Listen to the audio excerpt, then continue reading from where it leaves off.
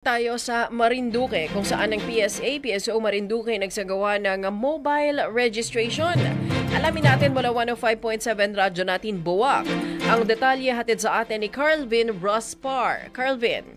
Magandang umaga, Pilipinas! Matagumpay na nasagawa ng Philippine Statistics Authority at Provincial Statistical Office o PSA-PSO Marinduque sa pagtulungan ng Local Civil Registry Office ng GASAN ang Mobile Registration Services para sa Birth Registration Assistance Project o BRAP ay ginanap kamakailan ngayong buwan ng Enero sa Barangay Hall ng Barangay Kabugao, GASAN, Marinduque. Ang nasabing aktibidad ay dinaluhan ng mga residente mula sa Barangay Kabugao at Tapuyan. Sa tulong ng BRAP, 6 na individual ang matagumpay na naiproseso ang kanilang mga Certificate of Live Birth matapos kumplituhin ang kinakailangang mga dokumento para sa late registration. Layunin ng BRAP na matulungan ang mga mamamayang hindi pa rehistrado ang kanilang kapanganakan upang magkaroon sila ng opisyal na dokumento na magagamit sa iba't ibang legal na transaksyon. Nagpasalamat naman ang mga residente at pamunuan ng Barangay Kabugao sa PSA-PSO Marinduque at LCRO GASAN sa kanilang patuloy na serbisyo para sa pagpapabuti ng kalidad ng buhay ng mga mamamayan.